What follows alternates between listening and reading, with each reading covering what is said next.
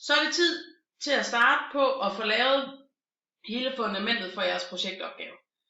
Vi arbejder ud fra 3 taksonomiske niveauer. Vi arbejder ud fra redegørelse, analyse og vurdering.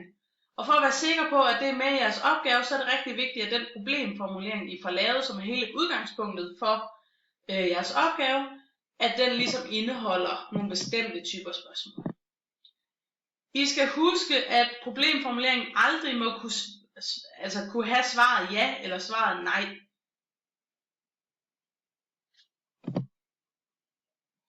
Den første type spørgsmål, vi kommer til, er dataspørgsmålene. Det er her, vi får mulighed for at lave vores redegørelse, altså R'et i RAV.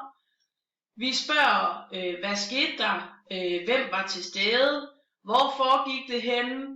Hvornår foregik det? Alle de her ting, det er indsamling af simpel data, som man kan læse sig frem til for eksempel. Når vi bevæger os videre til det næste niveau i den taksonomiske trappe, så er det analysen. Analysen, den hjælper man på vej ved at stille forklaringsspørgsmål. Det kan være, at man spørger, hvordan gik det til, at det gik så galt, eller hvorfor var det ham og ham, der var til stede, og ikke nogen andre. Så kan man gå ind og begynde i sine svar og analysere på, hvordan de forskellige dele gør, at man kommer et bestemt sted hen. Så det er jeres analyse, der er her. Det næste, I kommer til, er V'et i RAV, altså vurderingen, og derfor har man også det, der hedder vurderingsspørgsmål. Det her, man skal ind og kigge på, ja, men er det rimeligt, at det gik ud over hende der? Er der en sammenhæng mellem, at der skete det her herovre i verden, imens der skete det her? I jeres emne kan det være, at man kigger på, jamen er der en sammenhæng mellem, at moden blev meget simpel, og at der var 2. verdenskrig? Kan det have noget med hinanden at gøre?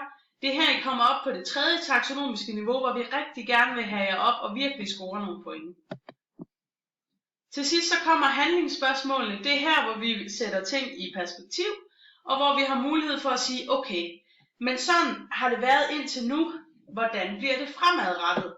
Hvad er det for nogle tegn, vi kan se? Hvad kan man gøre for, at vi kommer videre med en mere bæredygtig modeindustri? Eller hvordan kommer vi videre i forhold til teknologisk udvikling? Det kan være alle mulige ting, men som ligesom er fokuseret på, at man skal handle.